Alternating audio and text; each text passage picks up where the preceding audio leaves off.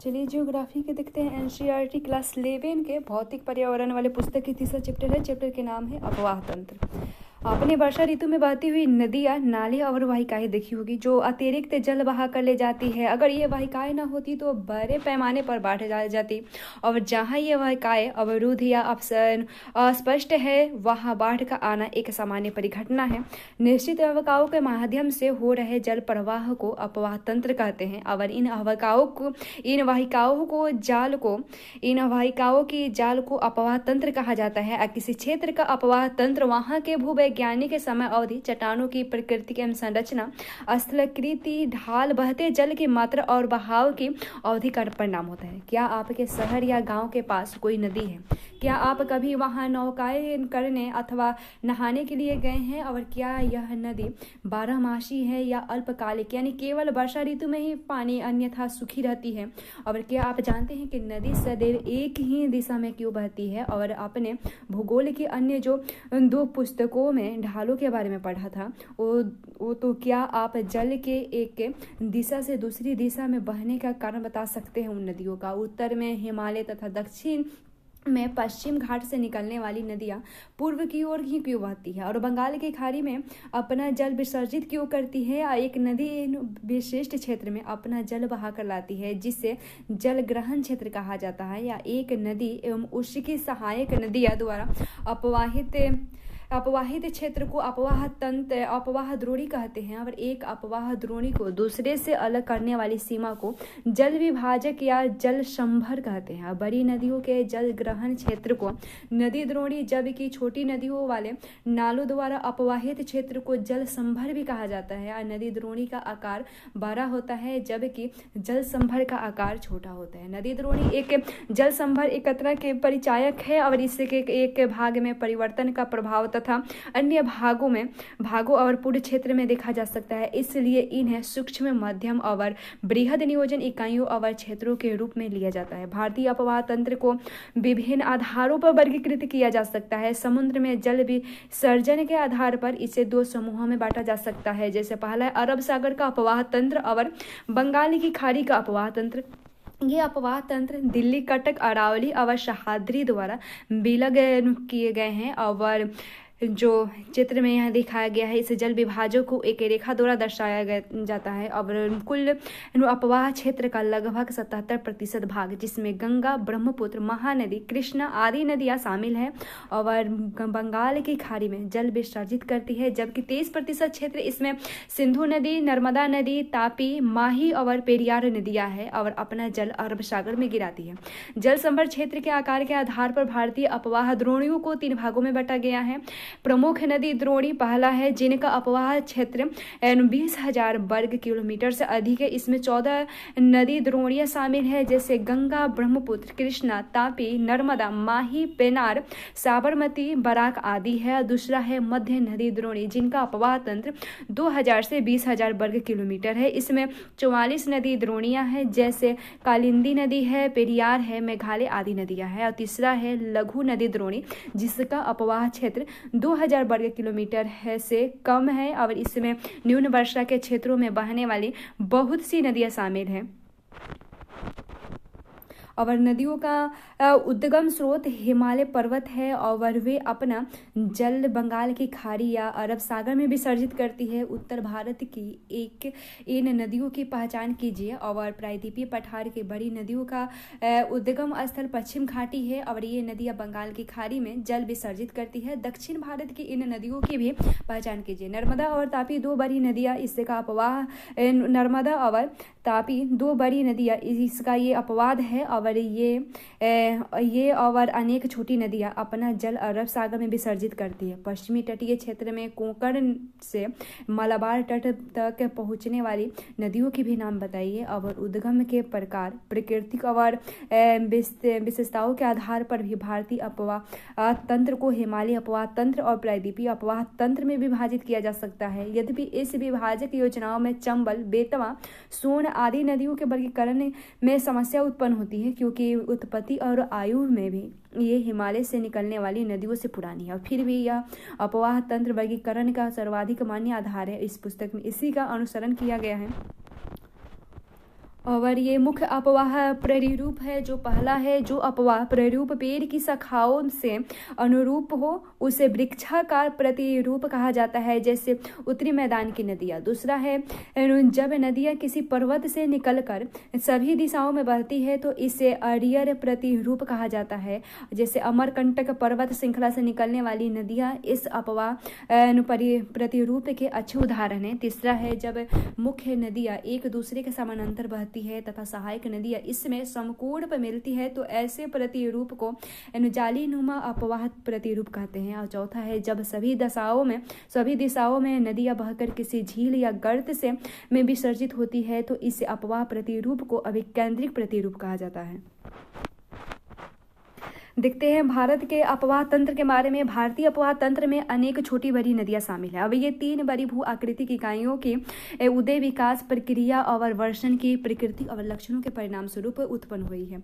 हिमालयी अपवाह तंत्र देखें तो हिमालयी अपवाह तंत्र भूगर्भिक इतिहास के एक लंबे दौर में विकसित हुआ है और इसमें मुख्यतः गंगा नदी, सिंधु और ब्रह्मपुत्र नदियां द्रोणियां शामिल है। यहाँ की नदियां 12मासी है क्योंकि ये बर्फ पिघलने और वर्षण दोनों पर निर्भर है। ये नदियां गहरे महाखड्डों से गुजरती है जो हिमालय के उत्थान के साथ साथ अपर्दन क्रिया द्वारा निर्मित है। महाखड्डों के अतिरिक्त ये नदियां अपने पर्वतीय मार्ग में भी आकार की घाटियां और छिप्रिकाएं और जलप्रपात भी बनाती है। और जब ये मैदान में प्रवेश करती है तो निक्षेपणात्मक स्थलाकृतियां जैसे समतल घाटियों, गोकुल झील, बाढ़कृति मैदान और गुफित वाहिकाएं और नदी के मुहाने पर डेल्टा का निर्माण करती है। हिमालय क्षेत्र में इन नदियों का रास्ता टेढ़ा मेढ़ा होता है परंतु मैदानी क्षेत्र में इनमें सर्पाकाल मार्ग में बहने की प्रवृत्ति पाई जाती है और अपना रास्ता बदलती रहती है। कोसी नदी जिसे बिहार का शोक भी कहा जाता है, अपना मार्ग बदलने के लिए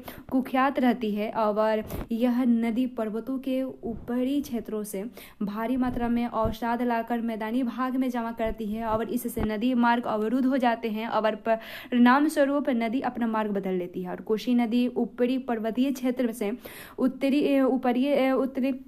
उत्तरी पर्वतीय क्षेत्र से इतनी भारी मात्रा में अवसाद क्यों लाती है? और क्या आप सोचते हैं कि सामान्यतः नदियों में और विशेष तौर पर कोसी नदी में जल का बहाव और मात्रा एक समान रहती है या घटती रहती है?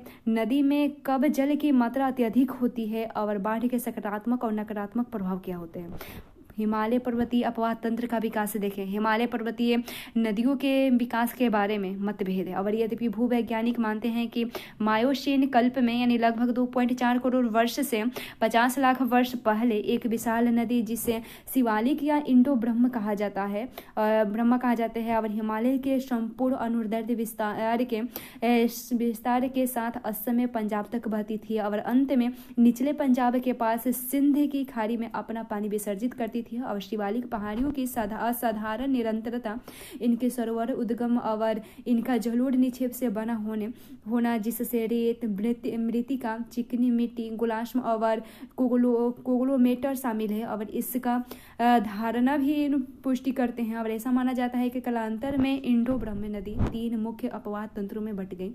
पश्चिम में सिंधु और इसकी 5 सहायक नदियां में, दूसरा मध्य में गंगा और हिमालय से निकलने वाली इसकी सहायक नदियां में, और तीसरा है पूर्व में ब्रह्मपुत्र का भाग और हिमालय से निकलने वाली इसकी सहायक नदियां। विशाल नदी का इस तरह विभाजक संभवतः प्लीस्टोसीन काल में हिमालय के पश्चिम भाग में और पोटवार पठार यानी दिल्ली रीज के उत्थान के कारण हुआ और यह क्षेत्र सिंधु और गंगा अपवाह तंत्रों के बीच जल विभाजक बन गया। और इसी प्रकार मध्य प्लीस्टोसीन काल में राजमहल पहाड़ियाँ और मेघालय पठार के मध्य स्थित मालदा गैप का अधोक्षेपण हुआ जिसमें गंगा और ब्रह्मपुत्र नदी तंत्रों का दिक् परिवर्तन हुआ और वे बंगाल की खाड़ी की ओर प्रवाहित हुई। हिमालय अपवाह तंत्र की नदियां देखें तो हिमालयी अपवाह में अनेक नदी तंत्र है मगर निम्नलिखित नदी तंत्र प्रमुख है। जैसे सिंधु नदी तंत्र के बारे में देखें यह विश्व के सबसे बड़ी नदी द्रोणी में से एक है, जिसका क्षेत्रफल 11,65,000 वर्ग किलोमीटर है। भारत में इसका क्षेत्रफल 3,21,289 वर्ग किलोमीटर है, जिससे इसकी कुल लंबाई 2,880 किलोमीटर है। और भारत में इसकी लंबाई 1,1114 किलोमीटर है। और भारत में यह हिमालय की नदियों में सबसे पश्चिमी नदी है। और इसका उद्गम तिब्बत से कैलाश पर्वत श्रेणी में बोखलचू के निकट एक हिमनद है, जिससे जो 31 डिग्री 15 और 80 डिग्री 40 पूर्व से होता है, और जो 4,164 मीटर की ऊंचाई पर स्थित है। तिब्बत में इसे सिंगी खम्बान अथवा शेर मुख कहते हैं। और लद्दाख और जास्कर श्रेणी के बीच से उत्तर पश्चिम दिशा में बहती हुई यह लद्दाख और बाल्टिस्तान से गुजरती है। और लद्दाख श्रेणी को काटते हुए यह नदी जम्मू और कश्मीर में गिलगित के समीप एक दर्शनीय महाखंड का निर्माण करती है। यह पाकिस्तान में चिल्लस के निकट दर्दिस्तान प्रदेश में प्रवेश करती है। और मानचित्र पर इस क्षेत्र को रेखांकित हम करके देख सकते हैं। और सिंधु नदी की बहुत बड़ी सहायक नदियाँ हिमालय पर्वत से निकलती है, जैसे शयोक नदी है, गिलगित नदी है, जास्कर है, हुंजा है, और नुब्रा, श्रृंगार और गस्टिंग और द्रास है। अंततः यह नदी अटक के निकट पहाड़ियों के बाहर निकलती है, जहां दाहिने तट पर काबुल नदी इसमें मिलती है। और इसके दाहिने तट पर मिलने वाली अन्य मुख्य सहायक नदियाँ खुरम, तोची और गोमल है। और उसके बाद बियुआ है और संगर है। और ये सभी नदियाँ सुलेमान श्रेणी से निकलती है। और यह नदी दक्षिण की ओर बहती हुई मिथनकोट के निकट पंचनद का जल प्राप्त करती है। पंचनद नाम पंजाब की 5 प्रमुख नदियों सतलुज, ब्यास, रावी, चेनाब और झेलम को दिया गया है। अंत में सिंधु नदी कराची के पूर्व में अरब सागर में जा गिरती है। और भारत में सिंधु जम्मू और कश्मीर के राज्य में बहती है।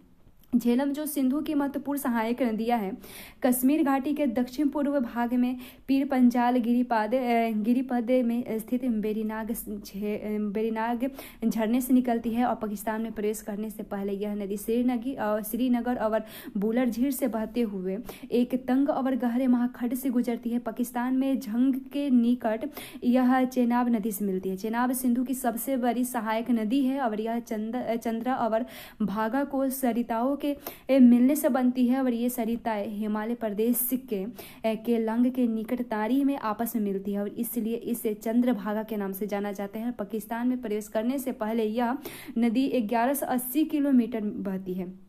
रावी सिंधु की एक अन्य महत्वपूर्ण सहायक नदी है। यह हिमालय प्रदेश की कुल्लू पहाड़ियों में रोहतांग दर्रे के पश्चिम से निकलती है और राज्य की चंबा घाटी से बहती है। और पाकिस्तान में प्रवेश करने और शराय सिंधु के निकट चेनाब नदी के मिलने से पहले यह नदी पीर पंजाल के दक्षिण पूर्व भाग पर धौलाधार के बीच प्रदेश में प्रवाहित होती है। ब्यास सिंधु की एक महत्वपूर्ण सहायक नदी है, जो समुद्र तल से 4000 मीटर की ऊंचाई पर रोहतांग दर्रे के निकट ब्यास कुंड में निकलती है। और यह नदी कुल्लू घाटी से गुजरती है और धौलाधार श्रेणी में काटी और लागरी में महाखंड का निर्माण करती है। यह पंजाब के मैदान में प्रवेश करती है, जहां हरीके के पास सतलुज नदी में जा मिलती है। सतलुज नदी तिब्बत में 4555 मीटर की ऊंचाई पर मानसरोवर के निकट राक्षस ताल में निकलती है, और जहां इसे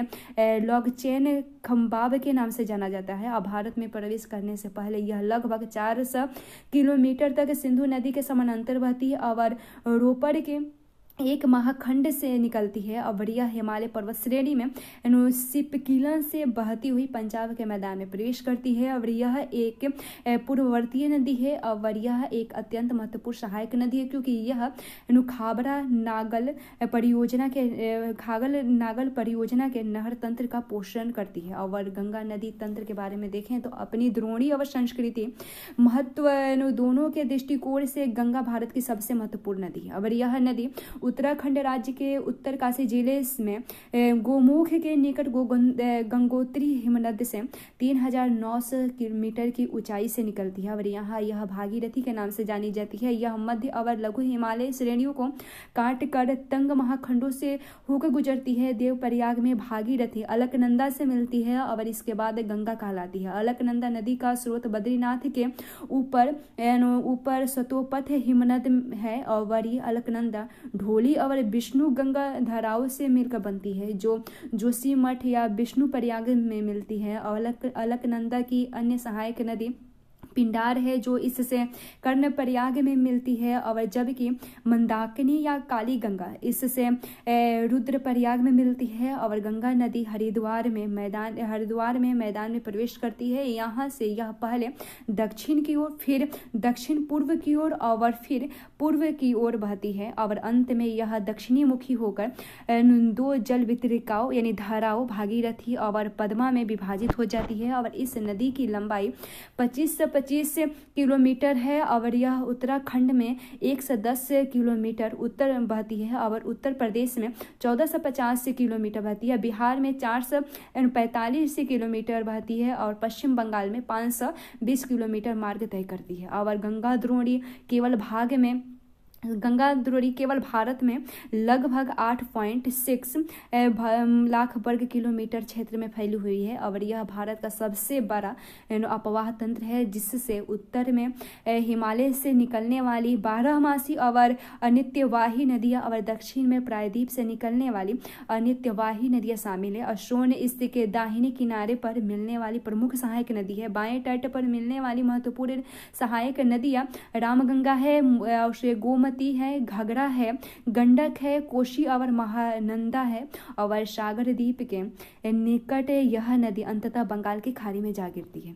क्या आप जानते हैं कि नमामि गंगे परियोजना एक एकीकृत संरक्षण मिशन है जिसे जून 2014 में केंद्र सरकार द्वारा प्रमुख कार्यक्रम के रूप में अनुमोदित किया गया और इसमें राष्ट्रीय नदी गंगा से संबंधित 2 उद्देश्य प्रदूषण के प्रभाव को कम करना तथा इसका संरक्षण और कायाकल्प को पूरा करना। नमामि गंगे कार्यक्रम के मुख्य स्तंभ है जैसे सीवेज ट्रीटमेंट व्यवस्था, नदी किनारों का विकास, नदी सतह सफाई, जैव विविधता, वनीकरण, जन जागरूकता, औद्योगिक अपशिष्ट निगरानी और गंगा ग्राम।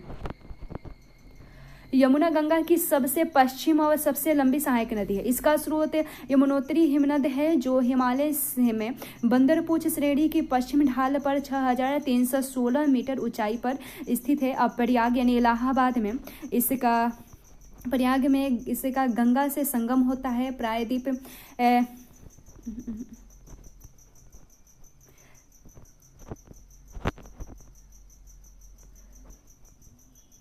प्रयागराज में इसका गंगा से संगम होता है और प्रायद्वीप पठार से निकलने वाली चंबल, सिंध, बेतवा और केन इसके दाहिनी तट पर मिलने वाली नदियां हैं जबकि हिंडन, हरिंद्र, शेंगर, वरुणा आदि नदियां इसके बाएं तट पर मिलने वाली नदियां हैं। इसका अधिकांश जल सिंचाई उद्देश्य के लिए पश्चिम और पूर्वी यमुना नहरों तथा अगरा नहर में लाया जाता है। उन राज्यों के नाम लिखिए जो यमुना नदी द्वारा अपवाहित हैं।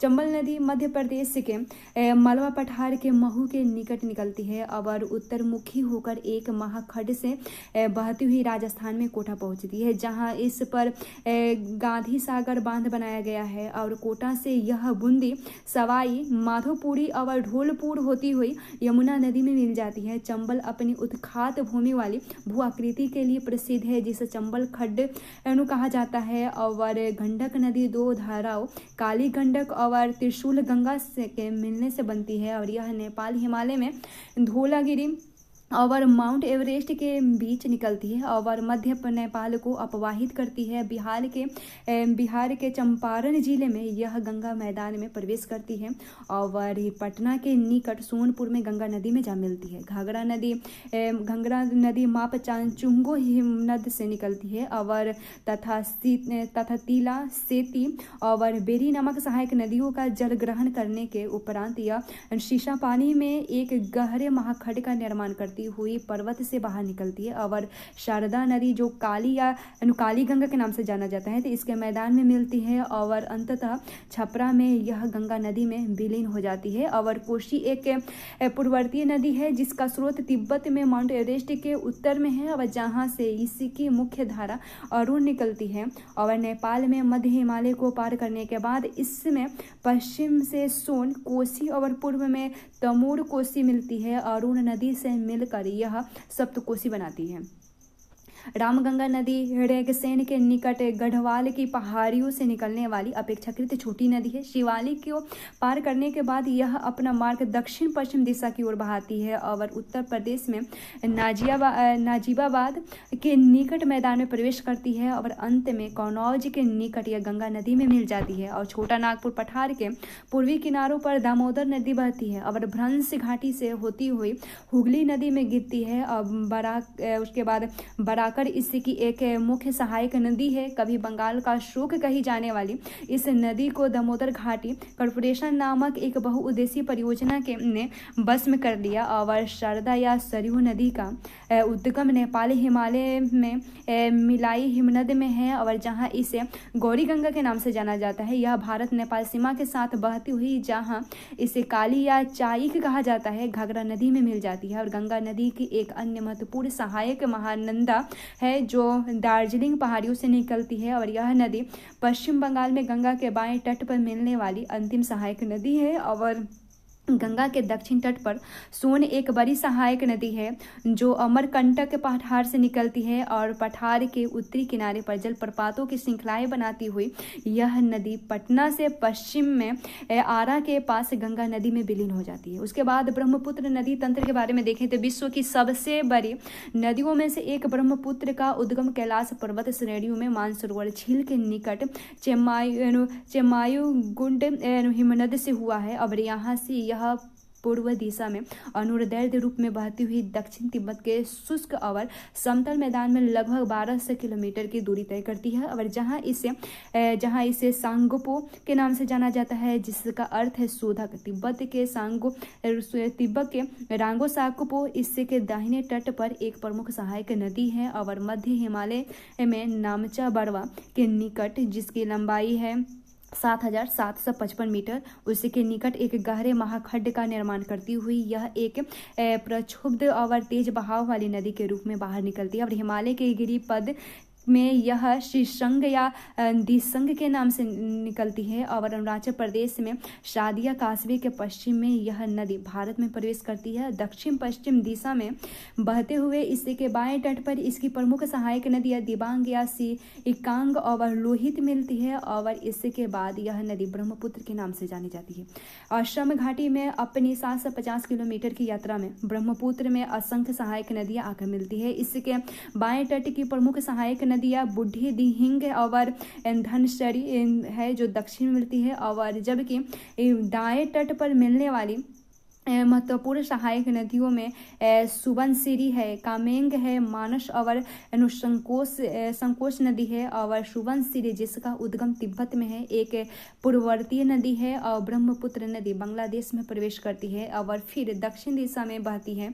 बांग्लादेश में यह यमुना कहलाती है और तीस्ता नदी इसके दाहिने किनारे पर मिलती है। और अंत में यह नदी पद्मा के साथ मिलकर बंगाल की खाड़ी में जा गिरती है। और ब्रह्मपुत्र नदी बाढ़ मार्ग परिवर्तन एवं तटीय अपरदन के लिए जानी जाती है। ऐसा इसलिए क्योंकि इसकी अधिकतर सहायक नदियां बड़ी है और इनके जल ग्रहण क्षेत्रों में भारी वर्षा के कारण इसमें अत्यधिक अवसाद बहकर आ जाते हैं। उसके बाद प्रायद्वीपीय अपवाह तंत्र के बारे में देखें तो प्रायद्वीपीय अपवाह तंत्र हिमालयी अपवाह तंत्र से पुराना है और यह तंत्र नदियों की प्रोध अवस्था और नदी घाटियों के चौड़ा और उथला होने से प्रमाणित होता है। और पश्चिम तट के समीप स्थित पश्चिमी घाट बंगाल की खाड़ी में गिरने वाली प्रायद्वीपीय नदी और अरब सागर में गिरने वाली छोटी नदियों के बीच जल विभाजक का कार्य करती है। नर्मदा और तापी को छोड़कर अधिकतर प्रायद्वीपीय नदियां पश्चिम से पूर्व की ओर बहती है। प्रायद्वीप के उत्तर भाग में निकलने वाली चंबल नदी, सिंध नदी, बेतवा और केन और सोन नदियां गंगा नदी तंत्र का अंग है। और प्रायद्वीप के अन्य प्रमुख नदी तंत्र महानदी, गोदावरी, कृष्णा और कावेरी नदी है। और प्रायद्वीपीय नदियों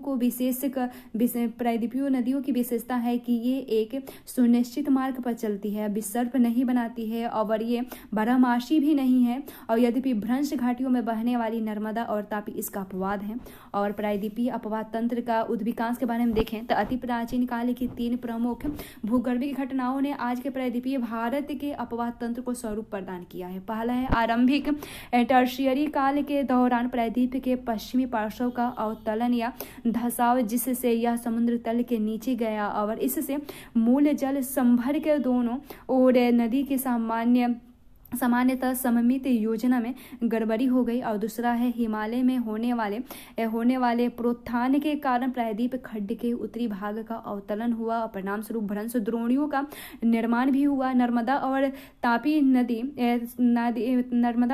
नदी इन्हीं भ्रंश घाटियों में बह रही है और अपरद पदार्थ से मूल दरारों को भर रही है और इसलिए इन नदियों में जलोढ़ और डेल्टा निक्षेप की कमी पाई जाती है। तीसरा है इसी काल में प्रायद्वीप खंड उत्तर पश्चिम दिशा में दक्षिण पूर्व दिशा में झुक गया है और परिणाम स्वरूप इसका अपवाह बंगाल की खाड़ी की ओर उन्मुख हो गया है। और प्रायद्वीपीय नदी तंत्र के बारे में देखें, प्रायद्वीपीय अपवाह में अनेक नदी तंत्र है। प्रमुख प्रायद्वीपीय नदी तंत्र का संक्षिप्त विवरण इस प्रकार, जैसे महानदी छत्तीसगढ़ के रायपुर जिले में सिहावा के निकट बहती है और ओडिशा से बहती हुई अपना जल बंगाल की खाड़ी में विसर्जित करती है। यह नदी 851 किलोमीटर लंबी है और इसका जल ग्रहण क्षेत्र लगभग 1.42 वर्ग किलोमीटर है और इसके निचले मार्ग में नौ संचालन भी होता है। और इस नदी की अपवाह द्रोणी का 53% भाग मध्य प्रदेश और छत्तीसगढ़ में और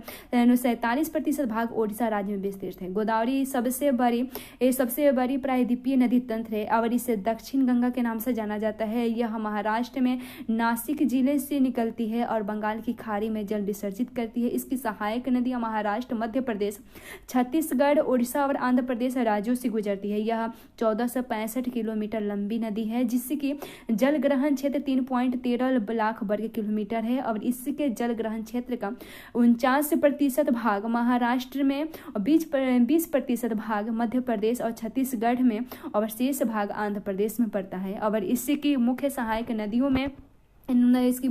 नदियों में पेनगंगा है, इंद्रावती है और प्राणहिता और मंजरा नदी है। और उसके बाद पोलावरम के दक्षिण में, जहां इसके मार्ग के निचले भाग में भारी बाढ़ें आती है, गोदावरी एक सदृश प्रपात की रचना करती है और इसके डेल्टाई भाग में ही नौ संचालन संभव है। और राजामुद्री के बाद यह नदी कई धाराओं में विभक्त होकर एक बृहद डेल्टा का निर्माण करती है। कृष्णा नदी के बारे में देखें तो कृष्णा पूर्व दिशा में बहने वाली दूसरी बड़ी प्रायद्वीपीय नदी है जो सह्याद्री में महाबलेश्वर के निकट निकलती है और इसकी कुल लंबाई 1401 किलोमीटर है। और कोयना, तुंगभद्रा और भीमा इसकी प्रमुख सहायक नदियां हैं। और इस नदी के कुल जल ग्रहण क्षेत्र का 27% भाग महाराष्ट्र में है, 44% भाग कर्नाटक में है, 29% भाग आंध्र प्रदेश और तेलंगाना में पड़ता है।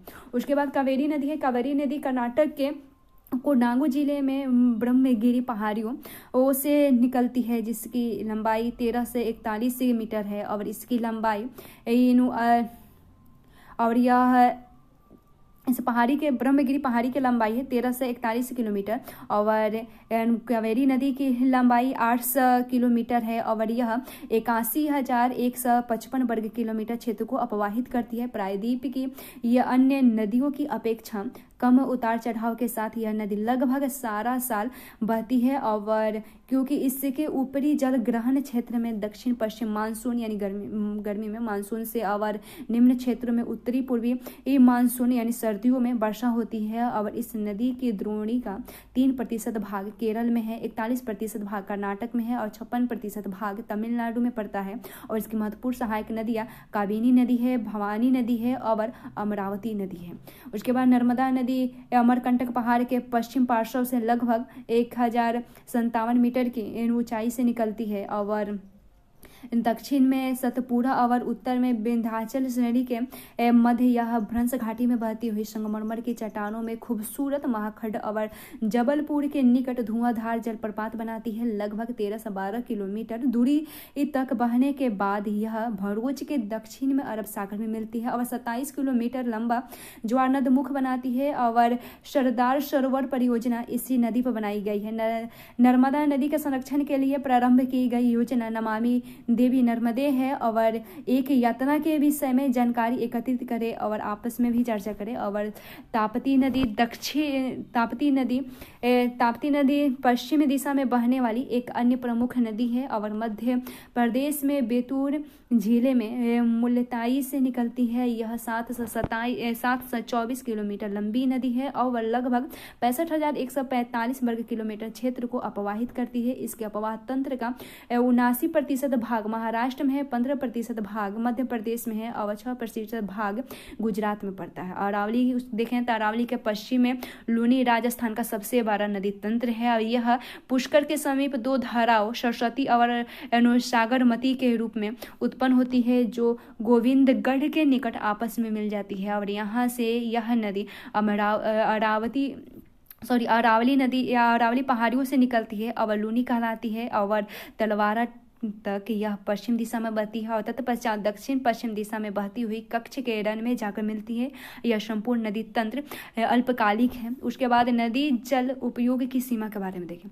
भारत की नदी प्रति वर्ष जल की विशाल मात्रा का वहन करती है, लेकिन समय और स्थान की दृष्टि से इसका वितरण समान नहीं है। बारहमासी नदियां वर्ष भर जल का वहन करती है, परंतु अनित्यवाही नदियों में शुष्क ऋतु में बहुत कम जल होता है और वर्षा ऋतु में अधिकांश जल बाढ़ में व्यर्थ हो जाता है और समुद्र में बह जाता है। और इसी प्रकार जब देश के एक भाग में बाढ़ होती है तो दूसरा भाग में सूखाग्रस्त होता है। ऐसा क्यों होता है? क्या यह जल उपलब्धता की समस्या है या इससे के प्रबंधन की? क्या आप देश के एक साथ आने वाली बाढ़ और सूखे की समस्या को कम करने के उपाय सुझा सकते हैं? क्या एक द्रोणी की जल अधिकता को जल की कमी वाली द्रोणियों में स्थानांतरित करके इस समस्या को समाप्त अथवा कम किया जा सकता है? क्या हमारे देश में नदियों की द्रोणियों को जोड़ने संबंधी कोई योजना बनाई गई है? इसके पता लगेगा। क्या आपने समाचार पत्रों में नदियों को आपस में जोड़ने के बारे में पढ़ा है? क्या आप समझते हैं कि मात्र नहर बनाकर गंगा नदी का पानी प्रायद्वीपीय नदियों में स्थानांतरित किया जा सकता है और मुख्य समस्या क्या है? और इसी पुस्तक के दूसरे अध्याय को देखेंगे और धरातल के ऊपर खबर होने से उत्पन्न कठिनाइयों को जाने और मैदानी क्षेत्र से पठारी क्षेत्र में जल कैसे उठाया जा सकता है। क्या उत्तर भारत की नदियों में पर्याप्त जल धिक्त है या जिसे अस्थायी तौर पर स्थानांतरित किया जा सकता है? इस पूरे मुद्दे पर वाद विवाद का आयोजन करें और एक लेख तैयार करें और नदी जल उपयोग से संबंधित निम्नलिखित समस्याओं को आप किस प्रकार क्रम में लिखेंगे? जैसे पर्याप्त मात्रा में जल उपलब्ध न होना, नदी जल प्रदूषण, नदी जल में गाद और ऋतुवन जल का असमान प्रवाह, राज्यों के बीच नदी जल विवाद और मध्य धारा की ओर बस्तियों के विस्तार के कारण, नदी वाहिकाओं का सिकुड़ना, नदी वाहिकाओं के सिकुड़ना और नदियाँ प्रदूषित क्यों है और क्या आपने शहरों के एक गंदे पानी को नदियों में गिरते देखा है? औद्योगिक कूड़ा करकट कहाँ डाला जाता है? बहुत से शमशान घाट नदी किनारे पर ही है और कई बार मृत शरीरों को नदियों में ऐसे ही डाल दिया जाता है। कुछ त्योहारों पर फूलों और मूर्तियों को नदियों में भी डुबो दिया जाता है और बड़े पैमाने पर स्नान और कपड़े धोना भी नदी जल को ही प्रदूषित करता है। नदियों को प्रदूषण मुक्त कैसे किया जा सकता है? और क्या आपने गंगा एक्शन प्लान और दिल्ली में यमुना सफाई अभियान के विषय में पढ़ा है? नदियों को प्रदूषण मुक्त बनाने हेतु योजनाओं पर सामग्री एकत्र करें और इसकी सामग्री को एक लेख के रूप में व्यवस्थित करें।